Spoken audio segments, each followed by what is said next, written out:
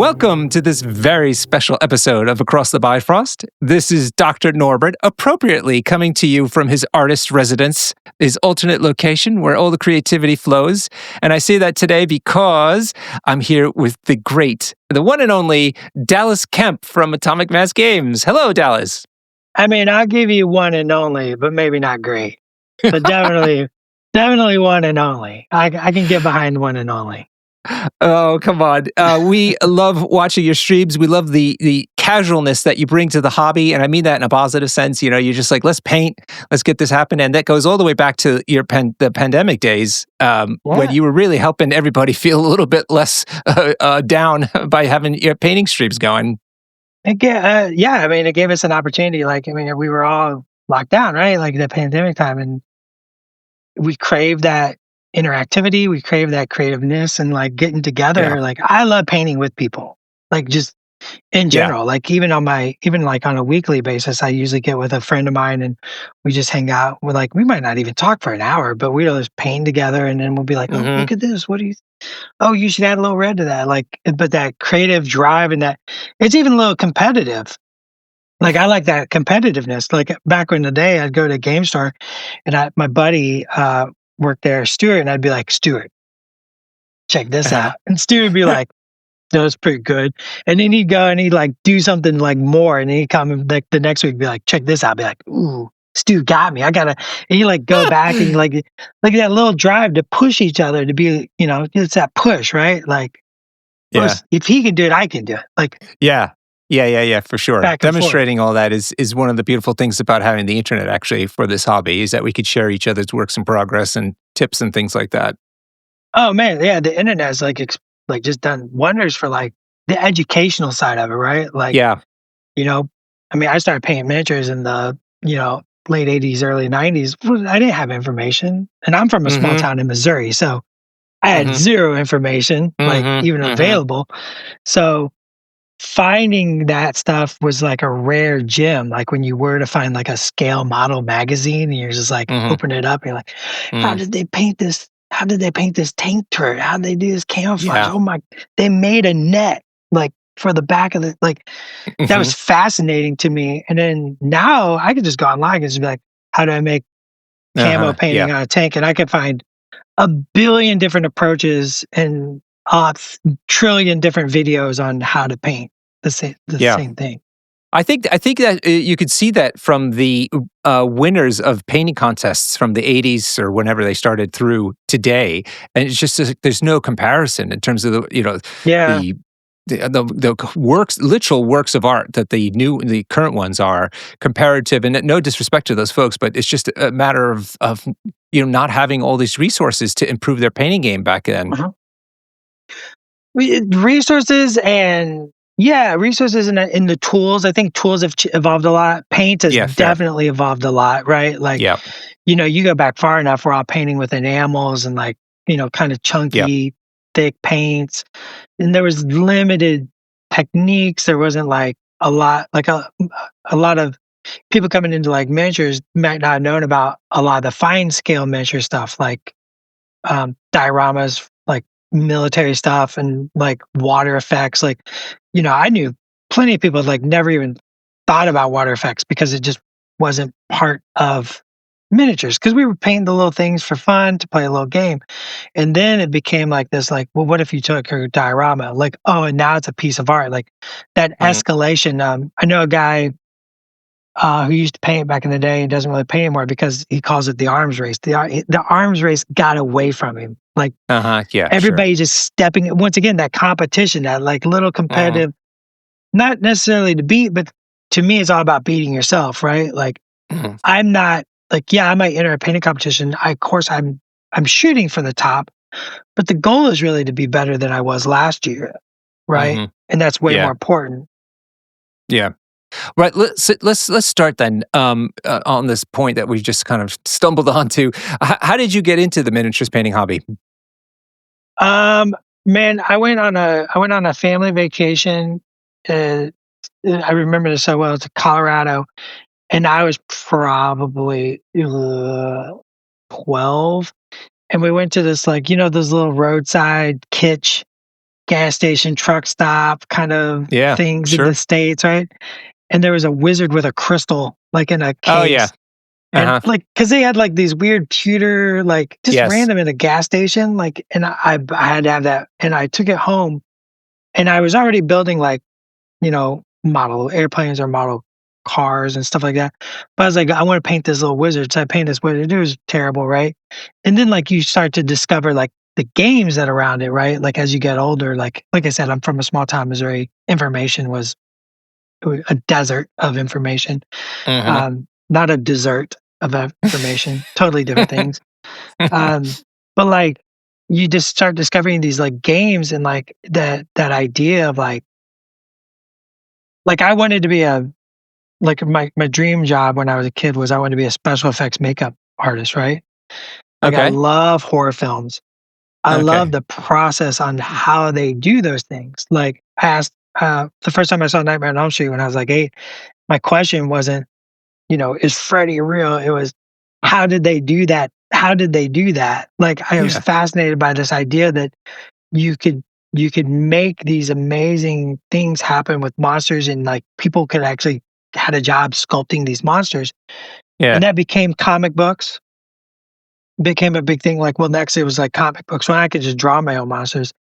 And then when the miniatures came around in that late 80s, early 90s, I saw like I could take these toys, and I will call them toys or war dollies. And not only do I get to create something, I get to like paint it, and I get to like tell a little story with it, but then I get to like meet up with my friend who is also creating something, telling a little story, and we get to have a game against each other to tell a broader story, like that exciting moment when your guy, does that ridiculous thing that you didn't plan on doing, and they jump off the building and you roll double sixes, right, or whatever, right? Oh my God. Like, and that was so like exhilarating to me that me and my friends could like get together, hobby up these little armies, these little collections, and then get together and play a fun game. And win or lose, it didn't matter, right? It was just, you always play to win, but the goal is for us was to have fun and tell a cool story, and so that was super exciting. That's how that started for me, was that weird evolution from horror movies to miniatures. Is such a weird through line, but it's what it was. Did you then kind of change over time where the gaming became, it's still important, I'm sure you play games still, but when the shift happened where it was more about the painting for you, did that happen? I don't know, because it's interesting because like, you paint your army, like, let's say, so I'm a firm believer in, when I'm painting for my armies, I paint, I'm shooting for 1 to 3 hours. There was a time where I was painting where like for an army, I was spending like 5 to 20 hours per miniature, right? Oh like, yeah, sure. But that was a push for me. Like that was me purposely stretching myself. But even if you just spend, like, let's say an MCP roster, you got 10 characters in a roster. Let's say you spend 3 hours per miniatures, not including your prep, not including like all the other superfluous stuff. You're 30, 40 hours, right? A game of MCP lasts an hour and a half, right? So you're automatically just painting your miniature with what I would consider a tabletop amount of hours. You're automatically double your time investment, right? Like it's just automatically 50% more time that you're spending on. So yes, I've always been more paint centric. Right. But even if I'm playing like 2 or 3 times a week, right? I'm going on Tuesday night to the game store. I'm going on Saturdays to tournaments. It's still a 50% more investment in the hobby side. And to me, like that is the draw of these interesting things. There's so many games out there that is not, and I know this is going to lead right into one of your other questions, right? Like in a digital world, how does like, it's the hobby, right? It's the my fingers, my creativity. Like even if you have something like, Silk or Spider-Man or, the Hulk or Iron Man, right? It doesn't matter. Like I'm still bringing my creative twist or my sense of highlighting or the way I prefer to paint black shadows, right? Or my unique way I do whites, or whatever it is. I'm bringing that to it. I'm spending my time to relax. I'm spending my time to enjoy my very precious off time. Yeah. And it's rewarding. I play video games. Trust me, I do a lot of video games. I love platining a good video game. Oof, give me that platinum trophy. I'm the same. But there's that, and that one is not diminished the other. One's not better than the other. But there's that sense of reward when I paint up my new silk. Right? I'm showing the camera, and I know no one's going to see it. You will. So I'm painting up silk, and the goal is to get it on the table so I can play against my partner or my friend or whoever's coming over, and they'd be like, "Oh, you got silk painted, like, man, she looks so good. I can't wait to see what she does on the table." And I'm like, "Me too," because I don't play without paint majors, so I don't know what she does.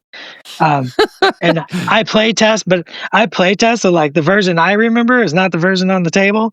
Yeah, sure. So it's new to me still. So like that reward of like all that time and all that energy, and then getting to share it with somebody, right? Share it with the community, share it with my friends, share it with my opponent on the tabletop, which is the most important part, right? If my opponent on the tabletop is not excited, this is my personal feelings for me, not anybody else. I'm not telling anybody how to do anything. This is me. When I put my army down and they look across the table like, man, I can't wait to fight that. Like that's the moment for me. Like, and then I look at their army, I'm like, dude, you painted the hell out of that. That looks so good. I can't wait to see him die. Yeah. So Dallas, I feel like the superhero genre is particularly good for this, is that a person will be familiar with the character, they'll run by a shop or something, come across a game like AMG and feel compelled, like, okay, I want to play a game. Okay, I could see that even in a digital first kind of world that they still want to play a game in real life, right? But that draw to paint it just triggers in people's lizard brains or something, man, because nothing is that visceral anymore, and nobody's got patience anymore, right? But people are still I see young people coming into the hobby, into my shop in London, and they start playing this, and young people, no disrespect, but they're bombarded by even more digital stuff than when we were their age. Definitely. But there's still this drive for a subsection of them to come and actually paint a physical thing. And it will look like crap, Sorry, I shouldn't say it like that, but you know what I mean. It's a first paint job, and but they've done it, and they're like, wow, I actually did this, and I'm sure they recognize it's not as good as it could be, but that leads them on this journey that looked really good. I'm really proud of myself for doing that. I'm proud of myself. That right there. Yeah. Oh, you get me. I'm so keyed up. I'm so excited to talk about this. I totally agree with you, right? It's that I did this. It's not the best, but it's not supposed to be the best. Like we're all like you're good at something, right? Like your career, your job, like something. You're good at something. We're all good at something. But there was a time where you kind of sucked at that thing, right? Yeah. You got to start somewhere. You got to start somewhere. And the big thing for me is the cultivation of the elders. I'm going to say elders. Me and you are both old. I know, Norbert. The cultivation of the elders to be positive and a guiding hand instead of a roadblock and obtuse, right? You see that so much in many different things, right? Some like just certain words I don't want to use, but like they're just being obtuse, right? Like, get good, scrub. Like, man, come on. Like, be a positive motivator, and you're going to draw those people in, and they're going to want to paint more, right? My first miniatures are the suck. Like, and I don't. Everybody's was. They were. They just were, right? Like, I mean, there's some people that come into it from an adjacent. Like, I've seen people come in from like 2D art, and they come into miniature painting late, and so they kind of got a leg up. They got a little more understanding.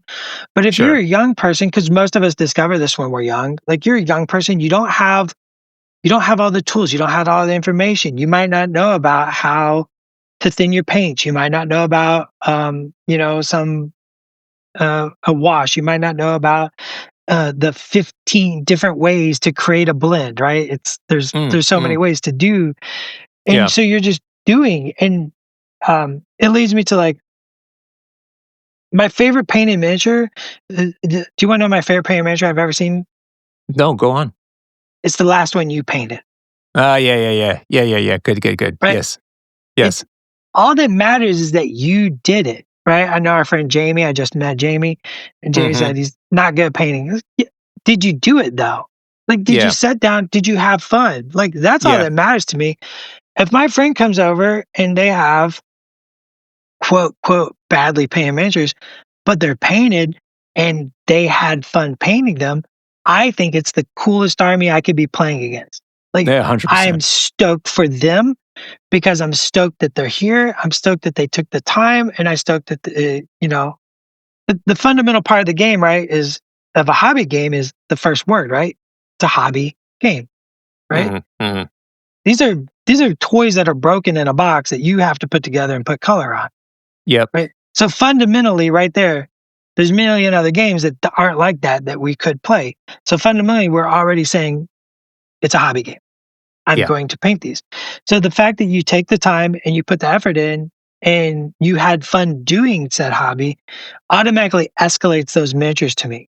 Now, if we start talking about competition or display, the conversation changes, right? These are no longer tabletop and game pieces, right? That they have a different, I always like to talk about what is the destiny of the miniature, right? Yeah. So like I'm painting silk and I have Echo over here. That's the MCP I'm currently working on. So I have silk and I have Echo. And I ask myself when I'm putting them together, what's the destiny of these miniatures? And the destiny of these miniatures is to get painted, go on my display case. Yeah, I see them. You can see behind me. Yep. Or the one over there, or the one over there, and there's another one over there. To go on the display case and to be played in a game. They're meant to fall on the floor. They're meant to possibly get broke. That's fine. They're meant to get chipped, but they're meant to tell a story and have fun with a friend or another person, or maybe 4 other people. We're playing, like an ultimate encounter, but they're there to tell a story. But if I'm painting something for a display or a competition, then I have to change my perspective, right? Now my expectations of the miniature changes, right? Like as soon as I start painting a display miniature, I'm like, it's not meant to get broke. I can make it more fragile. I can be more risky with certain things, but also I have to be tighter. I have to take more time. I have to really think about how these colors are going to work. Whereas like on the silk, I'm like, I'm just going to throw some green in here and see what happens. Like, yeah. I do the same thing. Place.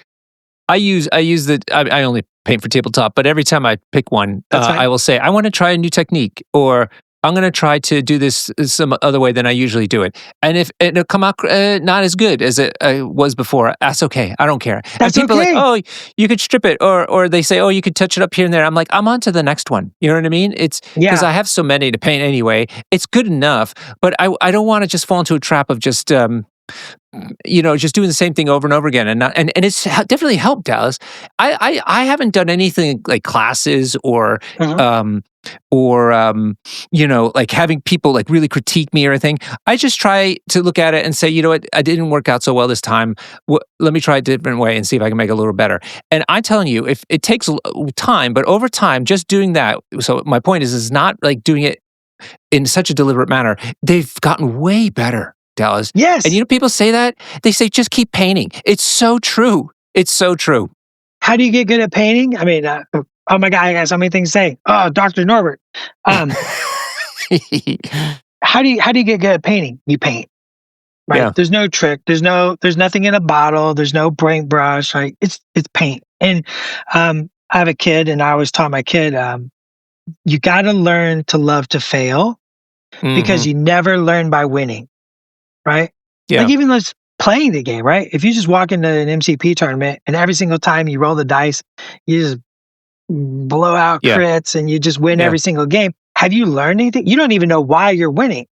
Like, you don't even know how your strategies are coming together to create a win because you can't understand it because you don't have the context to it, correct? Right? You need that context. And so for me, the same thing. I never strip a miniature. I never look back. By the time I'm done, I'm on to the next project. Yep. And there comes a point, like, 5 years, right? Or so, like, I look back and I might be like, man, Wolverine's a great example. I have 2 painted Wolverines right there. Okay. And they were painted. Well, those were painted before y'all even knew Marvel Crisis Protocol existed. Like they're just done. All right, humble brag. Carry on. That's not. No. It's just that's what it is. Like I'm just giving a timeline, right? You're talking 7.5 years ago now.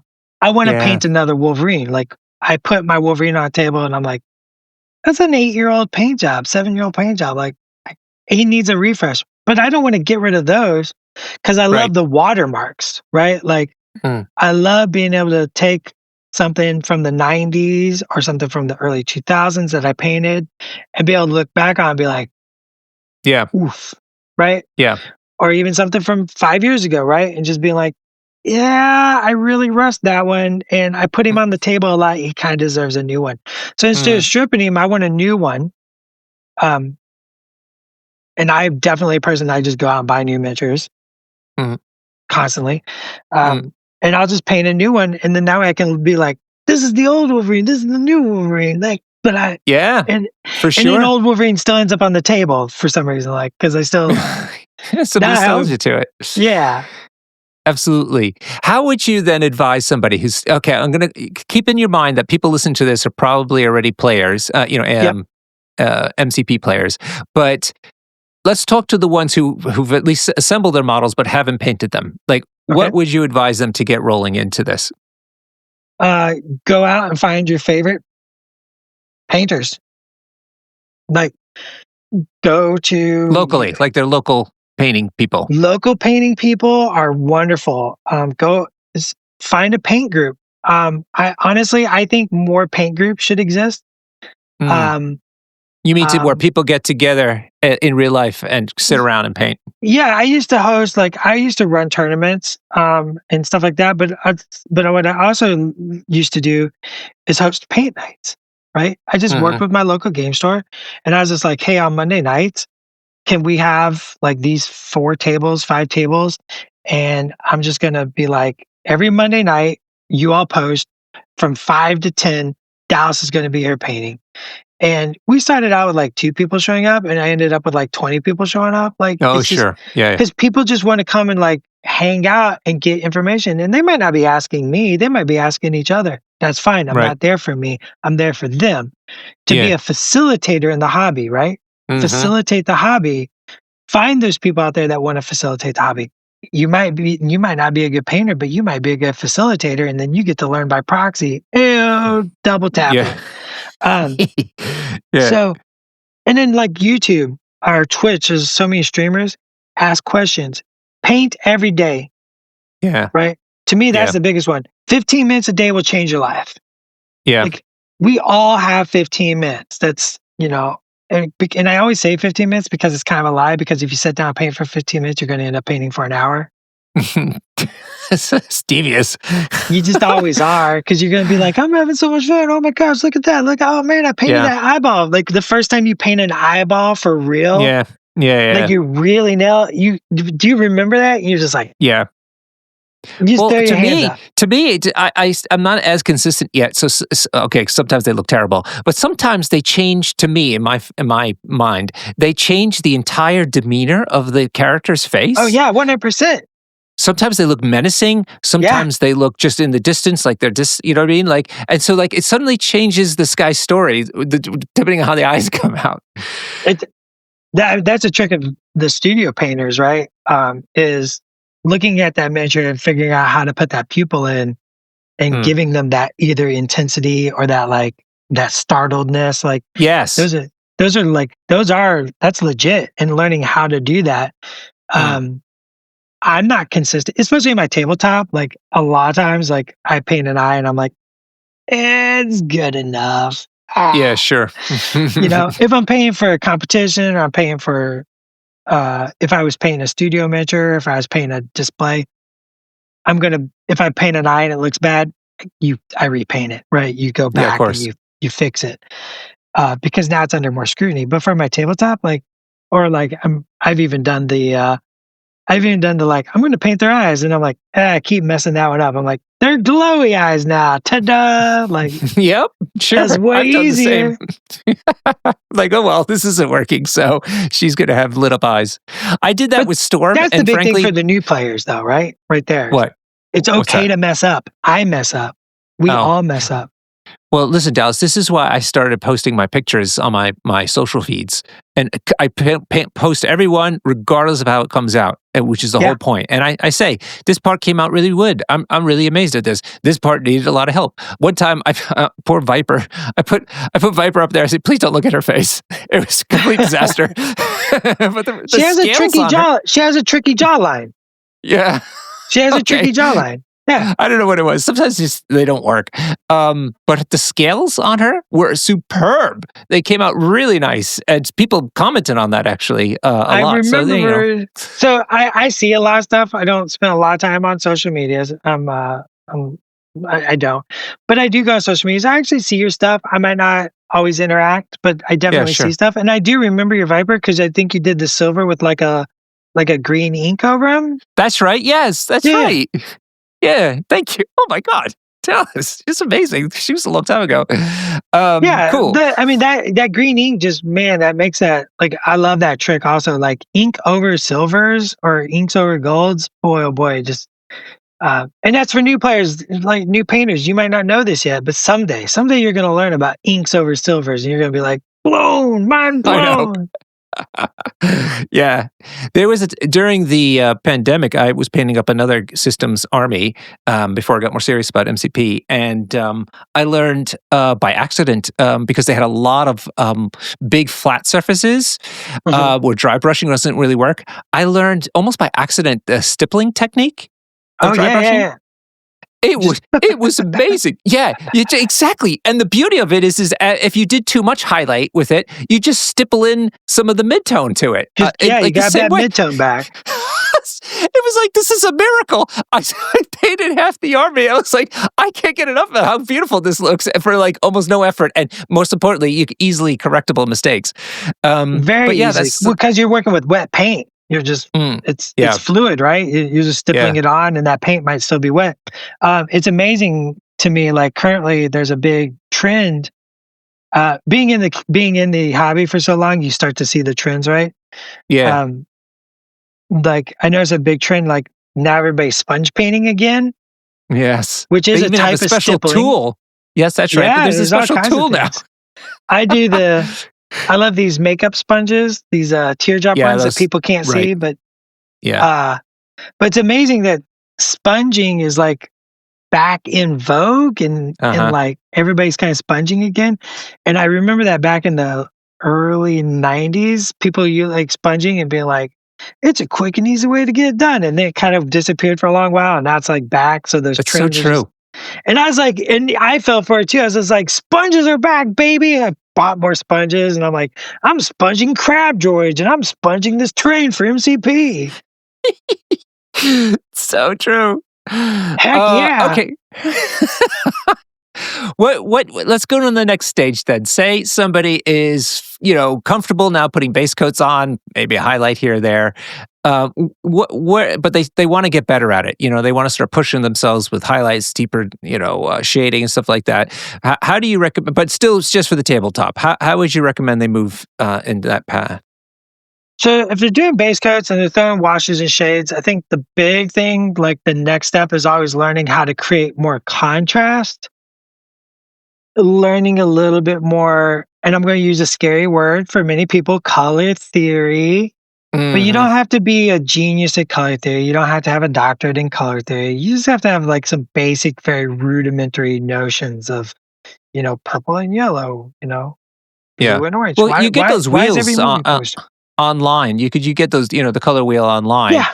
And if you just look at the primary connections, so in other words, the opposites of one another, that's already a start. It's already a start.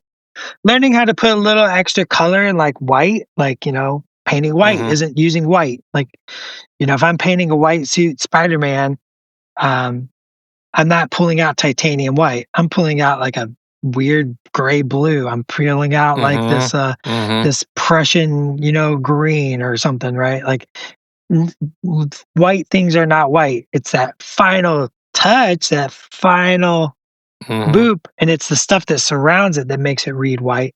So that's really, to me, like when you're starting to, you get your base coats down, you got your brush control, you're not slopping, the skin color's not on the mask and the mask color's not on the butt. You're coloring in the lines. You're coloring in the lines. You got a good wash going on. You learn that there's more than just a brown wash. There's blue washes and green washes, and like they're all useful. You're starting to play with blending. Start learning how to add a little color to that. Start learning how to push that contrast, right? Ask people questions. Find somebody that you're like, I want to paint like you. Ask them questions. Be open to criticism, right? I know we're going to talk about competitions eventually, but like one of the things I do whenever I give critiques to people, I ask, what kind of critique do you want? Right? Do you want to get better, or do you want to know what you did right? Because those are different. Getting better means I'm going to tell you everything you did wrong. And then like that little bit of like that, keep doing that. If you want to know what you did right, I'll tell you just like you did that and that and that. But once again, it goes back to my philosophy. You can't learn by winning, right? You got to be ready to break down the fails to understand the fail, so you know how to get better later. And just ask questions. Yeah. I do that. I try. That's how I found out about glazing, for instance. All my layering, I wasn't ready to spend 40 hours layering a cloak, which is, by layering, we mean you take very slight different shades of the same color and you paint them next to one another as you slowly build up from a very dark area of a cloak, let's say, all the way up to the top, right? But I've learned I mix enough to get like maybe 6 different colors when I'm going for it, and I layer those up. But then if it's red, for instance, I get now, you can buy glazed paints, like paints that are already glazed consistency, or I've learned how to make some glazes with some medium and stuff like that. And you paint that over the entire thing, and all of a sudden just magically blends the whole thing together. Yeah, pulls everything into the same zone, Yeah, it was a real, I was like, this is great. So, I heard about that technique, okay? You can't do this, you don't, I listened to some Stoic philosophy, and he said, one of the things is you need to read, because why would you reinvent stuff that people have already figured out a long time ago? So, right? So you go on the internet, you get the techniques down, you understand the principle about it, but after that, just do it. And if it comes out crummy, you say, well, what did I learn from this? And do it again next time. Right? 100%. And it's going to get better, And glazes, I mean, you can make a glaze out of anything. Like I have my monument paints here, and I can take any one of these colors, I could turn into a glaze.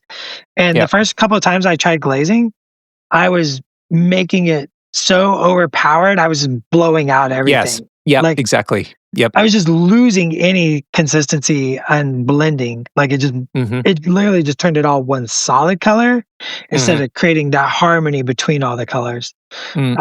So, it's funny you say that, because every time that happens to me, I always think of my mother, who said, when I was making something like a food, I mean, you can always put a little bit more of, let's say, spice or salt in. You can't take the salt back out, right? Yeah. So just go more conservatively to start with. And if it didn't work out so well, you could just glaze it again and, add a little bit. In fact, that's what the competitive guys will be doing, right? They put it on barely tinted at all, and then even in the studio, like if in the studio, like when we paint red, we do the same thing. Like you start with you take it from a blue to like a salmon pink, or like even higher, and then you glaze it with reds, usually by mixing in ink and water.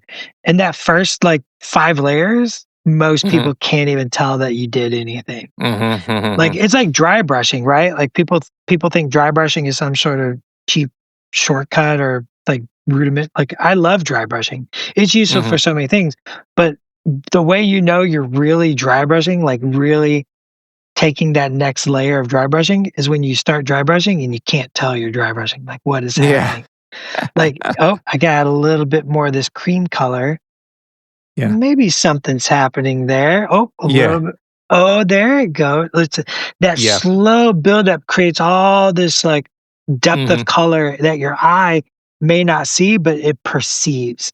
And that's what makes those competition stuff. Like when you look at those competition miniatures, um, in online or magazines or whatever, and like they're just mind blowing. Like it's that patience and that building up that deep level of color within each color. Yeah, right. And it sounds like very laborious, like the amount of time, and you can definitely spend a lot of time doing that. But I found, again, with the experimentation, if you keep trying different techniques and putting different amounts of time into those techniques, I think you start to learn because I see some really accomplished painters who paint so quickly, right? In quotes. Yeah. But they, I think, have learned all kinds of the fastest techniques for a particular problem on the model. You know what I mean? Yeah. And the more you experiment and figure out what those techniques are for yourself or research them and try them out, you will become as fast as those guys because you go right to the technique. This is going to work fastest here and make it look great. That is true. I mean, some people who listen to this may have watched me do live streams. You mentioned the live streams earlier for AMG. Yeah. And those are hour long. And many times I paint the entire miniature in an hour on a live stream, like start to finish. I start with a black and white zenith. But that's not that is because of 30 plus years of messing things up that I can paint a kingpin in an hour. Right. I'm like, I just know exactly what I'm going to do because I've done it so many times or something so similar. I know exactly how to do this. So I mix that paint and I do the technique and I focus on what matters and I ignore what doesn't matter. Right. I always talk about the 2 T's. So so 2 T's. The first T is from the top of the forehead to the belt buckle, shoulder to shoulder. So that I'm going to paint those areas on a miniature to draw your eye to that, right? Yeah. So I might not do such a good job on the boots, the back of the pants or the pouches on the back. Like they'll be painted, but I'm drawing your eye. Like artists are able to draw your eye. A second T is the chin to the top of the forehead and then ear to ear, because that's where I want you to look at. Where do we look at each other when we're talking? Yeah, right. I don't look at your shoes. That would be awkward. I look at your face. So if I can draw your miniature to the face, I don't have to paint the shoe as good. Yeah. I painted Kingpin for this game, just like the box art. And it was literally one of the best white clothing jobs I ever done. And I get constant compliments about it. I am thrilled with it. It is killer, I have to say, for myself. White. But I have to tell you, the shoes, the highlighting on the shoes isn't that great. They're black shoes. But you know what I did is I put gloss varnish on them afterwards. So now he had patent leather shoes and they look fantastic because I'm not so, the eye, first of all, is not as interested in the shoes, just like you say. But what I did do is give them an interesting thing that was more interesting than just giving them really good highlights, if you see what I mean. Exactly. You create that tension, you create that like place for the eye to go, and you let the rest of my brain fills in the blanks, right? It's different if I was painting for if you were painting for a box or competition, it's different because it gets scrutinized different, but that's perfect for tabletop. And I think a lot of people don't realize that. They look at competition miniatures and they apply that to tabletop. And that goes back to, once again, the destiny of the miniature. That is so true. That is so true. Even the boxes. Preach. The boxes aren't meant for tabletop. When we paint something on the box, we want you to feel like you can do it, but it might be outside of what you can do right now. Like that is our philosophy for painting the boxes, but it's definitely above a tabletop, because the big thing is like, let's say for my tabletop, who do I got over there? Shang-Chi. Let's look at him. All right. Like his boots are literally black with one like swish of gray to create highlights. It's not even 2 swishes of gray. But if I put that on a box, what's going to happen? Norbert's going to be like so excited, and AMG just announced Shang-Chi at Mini Extravaganza, and it's the character he's been waiting for, and he's laying in bed. It's 3:00 in the morning, and he brings it up on the phone. Like the kids are asleep, partner's asleep. You bring it up on the phone and you just start looking at it. And then you start noticing Dallas didn't paint the shoes. What's up with that? Because you're scrutinizing it, right? Yeah. You go over it. So like, don't hold yourself to that standard, because like somebody's favorite character is going to be on a box and they're going to scrutinize it. Whereas like for the tabletop, no one's going to look at my Shang-Chi's shoes. They're just going to be like, dude, Shang-Chi, like, oh man, you put a little green in his pants? That's an interesting choice.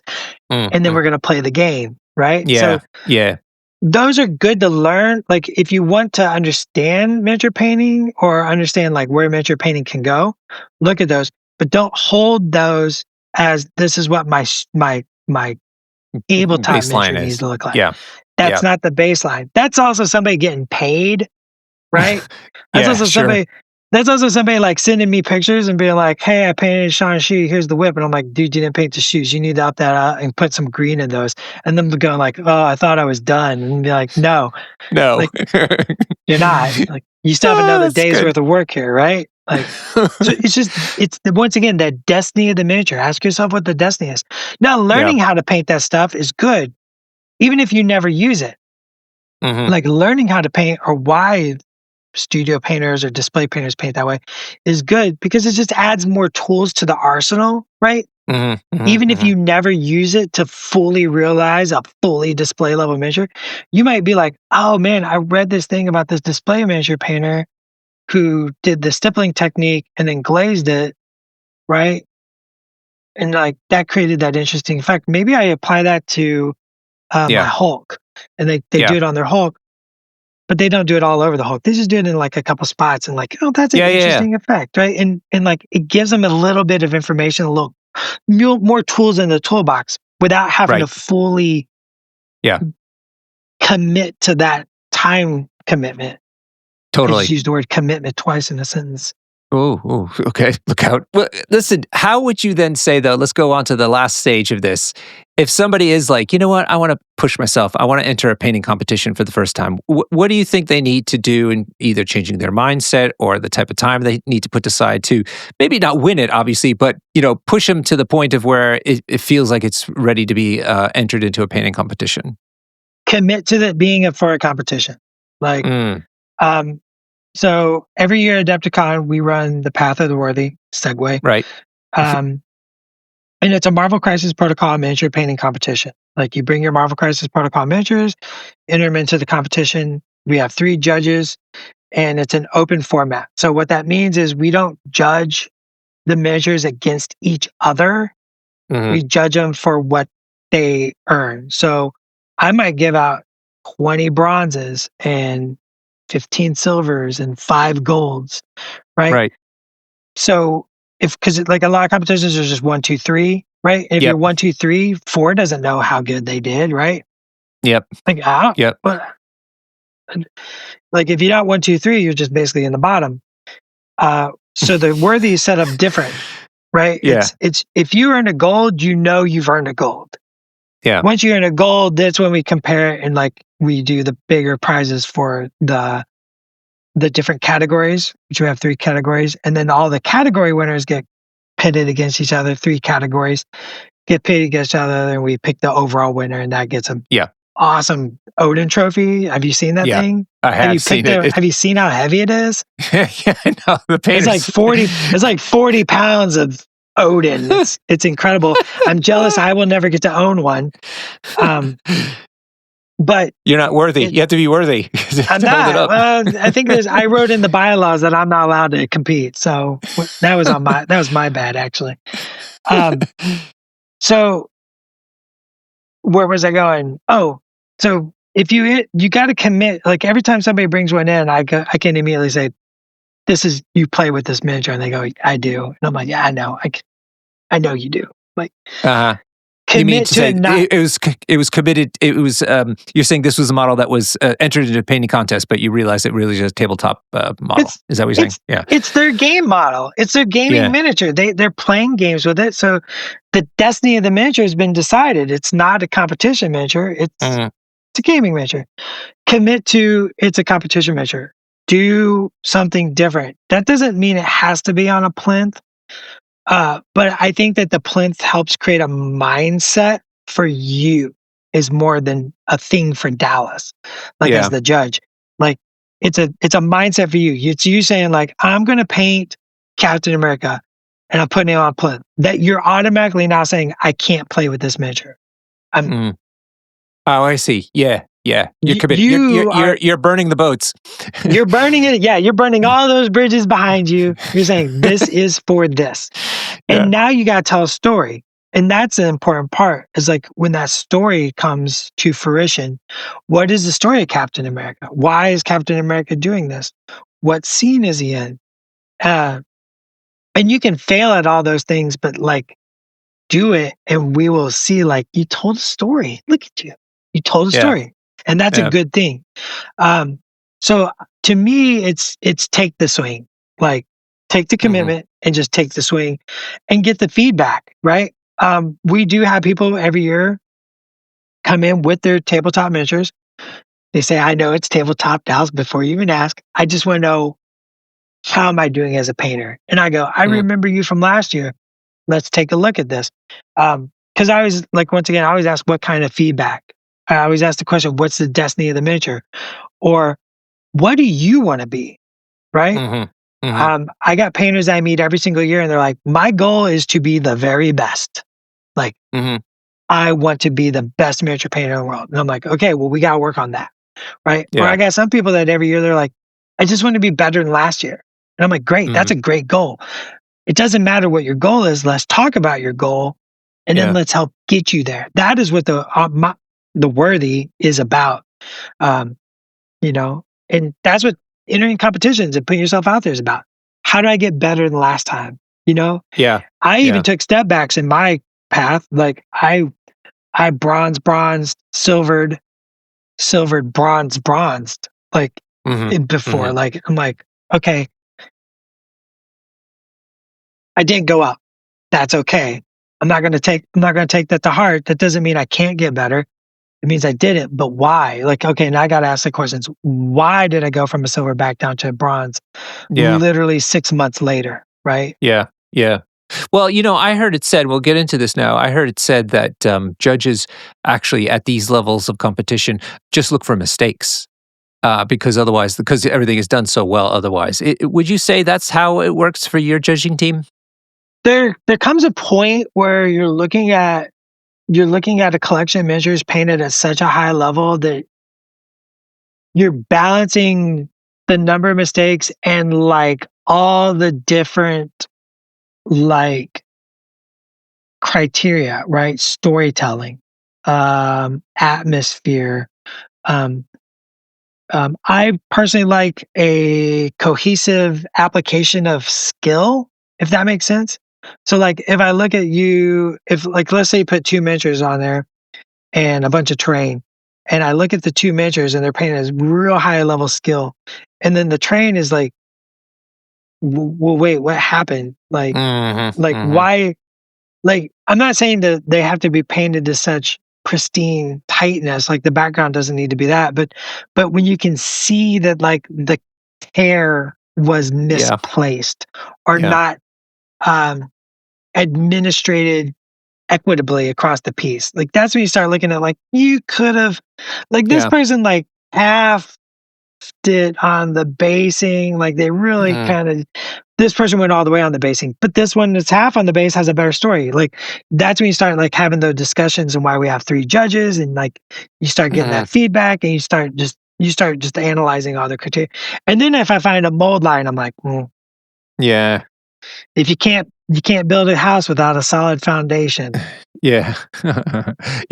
So some of the obvious things happen there. But if you're looking at 2 otherwise flawless bottles, is it just a matter of the emotional, what emotions it evokes in you, or that one tells a story better than the other, or you know what I'm saying? Like it's all that.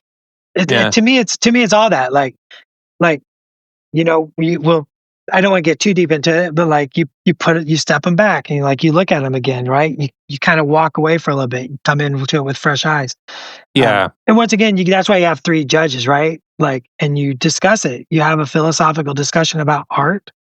It starts getting like, you know, highfalutin when you start discussing it, because you're literally dissecting art at that point. And like, what is the artistic interpretation? Like, it doesn't matter that the grass tufts, like I do think it does matter if the grass tufts are painted. Like even though you buy the little grass tufts and you glue them on, Yeah. you got to paint them because they look plastic. Like you got to put a Yeah. wash on them, a little dry brush. That's all you need to do. But you start just having that philosophical, artistic breakdown, right? It's and it's a multitude of things. There's not one. What I'm looking for is that plate, that full plate. Like, yeah, I have to say I'm very biased about this. I see those models where it's just a general kind of standing on a rock, looking at, wistfully in the distance, kind of a thing, or they have a robot type thing and it's just standing there, like kind of like almost posing. If I saw another thing that was painted just as well, but looked like it was downtrodden, like it was weary from the battle that it just came from, that would speak to me so much more as a judge. Because at that point, it's not just about technique to me; it's about art. It's about It needs to evoke something. This is the point of art. It's not just to be technically perfect.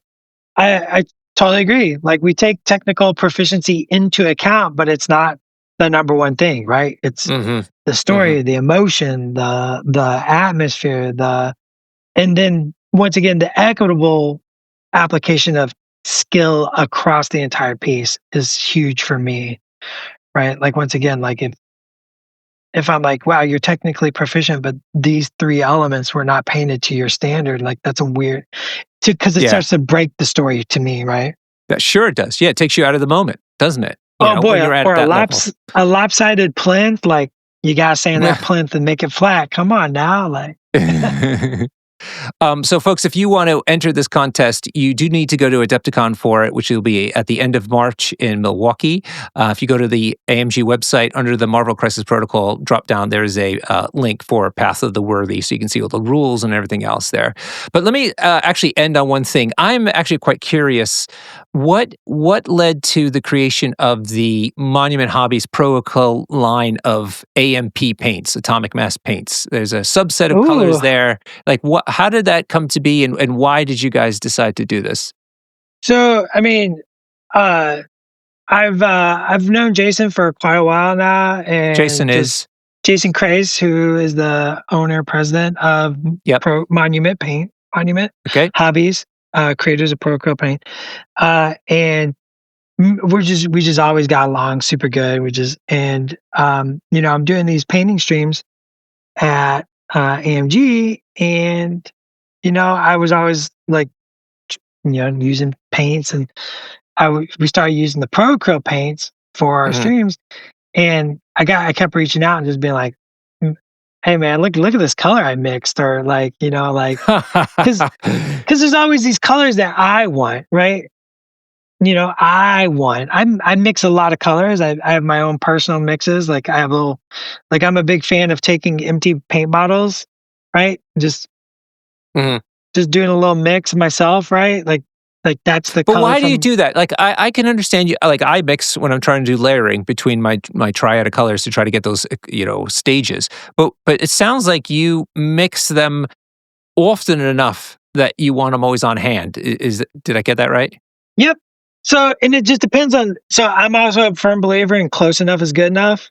Like, I don't have to have the exact same red. If I'm painting, 4 Spider-Mans, like close enough is good enough, right? Or say I'm painting my clones for my Legion army, close enough is good enough. I'm a firm believer in that for tabletop. Right. But like I found myself like wanting, especially for so Brendan Roy paints a lot of our studio miniatures, and he was mixing a lot of colors. And now in the studio miniatures, you want consistency. So like he created a clone recipe where he mixed 4 different Monument paints together. And it's just like, that's the base color for every clone you see from AMG. Right? I see. Okay. Gotcha. So now we have this universal color that we are just using.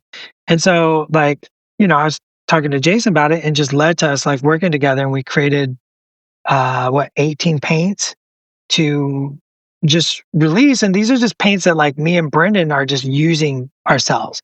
These are paints that like I mixed up that I just love, like a magenta wash. Um, I use a magenta wash for so many things. Okay, that's that I what was I'm like, asking. I'm literally mixing my own washes. Like the color I showed you, that's the base color of my clones, which is different than the studio clones. But that's where I start all my clones out. And when I say close enough is good enough, I might change the shadows or I might change the highlights, just depending on what I'm doing. Because once you line them all up, they're close enough. But it was just colors that we're using the Monument paint line, but the Monument paint line didn't have, but they're things that we needed on a regular. And so we just partnered up with them, and it came about. So now That's there's amazing. some paints that, you know, we just find useful. Yeah.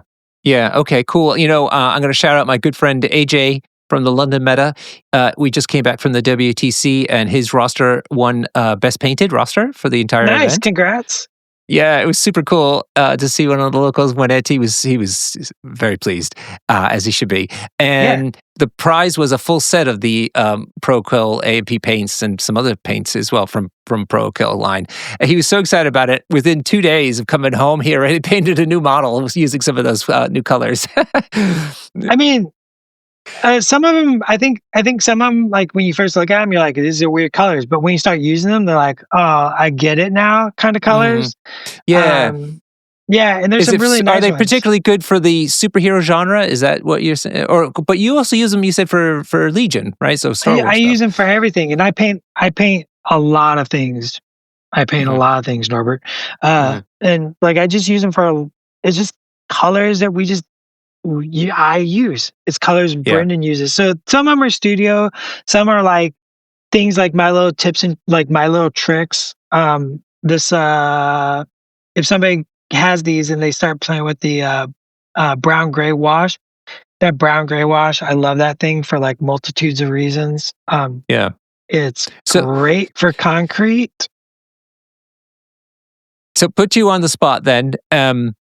Sorry, to try not to put you on the spot, let me ask you a question to get at it. Are there more colors, custom mixed colors of yours that you would like to see added into the ProQuill line? Oh, I joke with Jason all the time. I'm like, dude, I got a list. Okay, so there could, I'm not saying there's anything happening, and I'm not going to ask you to confirm or deny, but you're saying there could be more colors that you'd like to see in the line. I mean, I always have a list. I have a list of, I have lists of things that will never come to be. I have lists for everything I ever want in the world. I write a list of things I want. I mean, I got a list of things I just want from like, not even in my industry. I just write a list of things I want. Like, why have they not done this? Come on, put it in the list. Nice one. All right, look, we're rapidly out of time. I'm going to ask you one last question to wrap it up. What could we expect from Dallas next year? Like, what goals have you set for yourself, either for doing more streams, doing less streams, being at more cons, somehow helping the hobby out in a different way I can't think of right now? Do you have a kind of an idea of what Dallas 2026 looks like? I mean, the goal is always to be better than you were last year, so that's the easy part. But for the fans, like for the players of the game, what can they expect from you? Definitely expect some cool stuff at Adepticon, and of course we got Mini Strav in a couple weeks, so you better be ready for Mini Stravaganza. Yeah, that's November 15th for people. November 15th. It's on a Saturday, and we're going to be showing off some really cool stuff. Hobby-wise, definitely I want to get more, and we want to get more hobby content. We actually have a whole hobby content plan in the works. So I have a bunch of projects on my desk right now that I'm working on that we're going to be putting out a lot more hobby content. Doing stuff like this. I got a fun camera here, so I could actually be showing you what I'm painting, like while we were chatting. Yeah. Stuff like that. So definitely, I want to definitely be ready for some more hobby content. The continuation of what we do, and maybe even more of it, because I think the hobby is just it's just such a big part of what we do, right? It's a big part of the games that we make, right? They are hobby miniature games, right? Like we talked earlier. So, yeah, more painting. And if catch up on my Marvel Crisis Protocol, I'm 20 miniatures behind having everything release painted. I'm fully painted, baby. I got them all. Everyone. Okay, but how many doubles do you have? No, okay, I don't have to. Well, I was going to say, I did do the 2 alt sculpts that exist in the game, but no doubles. No, I'm talking about straight doubles. No, I don't have any doubles. How many triples do you have? Oh, okay, here we go. I shouldn't have opened my mouth. And then I'm not even talking about unreleased stuff painted. Oh. I know. I actually don't have that Echo and Silk in my hands, and so I've been biting my tongue about that, Dallas. But thank you very much. But I'm 20 miniatures behind. I'm literally 20 miniatures behind. I've kept up and done doubles and triples because I have like 3 Beta Ray Bills. I have 2 She-Hulks, 2 Rhinos, 2 Apocalypse, 3 Wolverines, 2 Deadpools, 2 Sabretooths. I don't know, like 4 Spider-Mans, I think. I've actually kind of lost track. I think 2 Juggernauts. Like, I do a lot of doubles, and my goal is to be fully every single one. And I got behind at one point. So like, weirdly, like last year, I didn't get to paint my monsters. So Werewolf, Mummy, Dracula, Frankenstein. Yeah. So I just didn't get to those. Just stuff got in the way and like other projects, and like I've been just like, I just need to paint those. It's amazing that you still have unpainted stuff. That gives hope to all the other people with their piles of opportunity. Yeah, thank you. Oh, I hate piles of shame. I don't like it. It's not shameful. We just spent an hour saying how you just try stuff out on the next model, and if it doesn't come out great, it doesn't matter. You go on the next one. You certainly got plenty, and before you know it, you're going to blow through that pile if you just keep at it. And like, once again, 15 minutes a night will change your life, right? Like because it turns into an hour easily. Like, that's one less TV show you get to watch. You're fine. Yeah. Like, or watch it while you're painting. It is the most de-stressing thing that I know how to do. It's like part of my mental health routine, actually, painting. I mean it sincerely. And I think that goes into like what we were talking about earlier with the, like, in the age of, videos and connectivity and a digital world, like there's nothing, I can't look at my phone. Mm-hmm. I can't be worrying about an email. Right? Yeah. I get the kitchen cleaned up, dinner's done, the hobby light comes on. It's nice. I sit down, I put on a podcast, I have a list of painting movies that are like, my kid knew, like, when he would walk into the room, if certain movies are playing. Yeah, Dad's off limits. I'm off. I'm out. I'm not there. But I put on music. I put on whatever it is that makes you, and you just get transported into this little world where you have your little tiny hero, your little tiny villain, your war dolly, and it's the one you've been waiting for, or it's one you haven't been waiting for that's suddenly like interesting, or maybe it's one that you're like, I just gotta paint this because it's good in the game, but. Gosh darn good. But next thing you know, you're painting it and you like let yourself go and just relax, and everything just goes away. Like, you just get these like the alpha state starts to take over. Yes. You're breathing, you're relaxed, nothing else matters but painting that eye. Don't hold your breath. Breathe through the eye. Yeah, you have to breathe. That's right. Don't hold your breath. Your heart pace beat. I'm not joking. Your heartbeat will mess up your hand painting that eyeball. Your body wants to breathe. So when you stop breathing, your body freaks out. So breathe through painting the eyeball. Take a deep breath. Exhale. When you exhale, go in with the shot. Just boop. Bam. One last thing I'll say is that whenever I finish that painting session, I'll look at the model, and sometimes I'm not happy, or it's just okay, like nothing. But let me tell you something, Dallas. Literally every time, the next morning, I come after sleeping, I finish getting myself ready, I take another look at it before I go out the house. and the model looks way better than I thought last night. He looks way better. I'm like, what? Who did this overnight? Was it me? The hobby gnomes, they come in at night and they fix the eyes for you. My partner knows, I'm sure has noticed, like when I paint something, like I set it down and then like I go in the kitchen, I get a cup of tea, right? And I go do something else and I futz about over there. And then I come back and then I pick it up and I look at it and I sit back down and I go and I futz and I do something else. I go play around into my favorite video game and I come back and I look at it again and like brushing my teeth out, electric toothbrush. I'm like sitting there and I'm like looking at it. And then and then the same thing, the next morning, that's when it goes in a case or that's when it goes on the shelf or whatever, It's because like you need that time to like sort of process and like get over your mistakes and just let the mistakes be mistakes. Like I've something I've discovered is like, if you're an old school painter, or even like a new school painter, you've been doing it, you hear about bathtub rings and washes, like, you go washing, you get the bathtub rings, or bad blends. Those things have become my favorite thing to do on a miniature is actually purposely have bathtub rings or bad blends.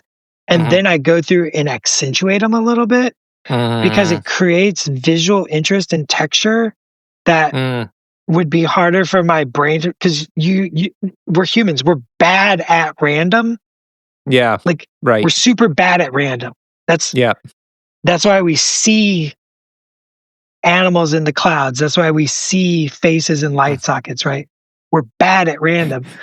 So letting something mess up purposefully and then going in and just being like, that actually kind of works and accentuating it creates that visual interest in a more organic way than me trying to replicate it because I'm just going to mess it up because I'm bad at random. Yeah. So I've learned to like love those little failings and like just kind of paint more fearlessly, especially on my like, tabletop stuff, right? Like I might just do like a little sloppy red, a little sloppy blue. And then I kind of look at it and I'm like, okay, as long as the shadow's in the right spot, as long as the contrast is there, throw in a highlight, a little sketchy doodle, done. Done. Looks great on the tabletop. It wouldn't pass mustard on a competition. It wouldn't hold up in a photo. Yeah. But the destiny of the miniature, once again, the destiny of the miniature is not to be photographed. The destiny of the miniature is to look super badass 3 foot on the table as I rolled nothing but crits against you, Dr. Norbert. Yeah. Well, listen, Dallas, you and I have been friends already from the previous game system we were both heavily involved in prior to this one. We've been carrying on this friendship now through this one. I am deeply grateful for this time with you, and I literally could carry this on for easily another couple hours, particularly if there was whiskey involved and we're at a con. So maybe we could make that happen at some point. But thank you so much for tonight. Find me an Adepticon. I mean, ask Ross. Ross has to give me permission, but to drink whiskey with me. Damn. Okay. Like it's on the clock, baby. It's on the clock. All right. Well, thanks again. And also thanks to everybody who listened to this. We hope you enjoyed it and it motivates you on your painting journey, no matter which stage you're on. Until next time, cheers and happy painting. Get out there and paint.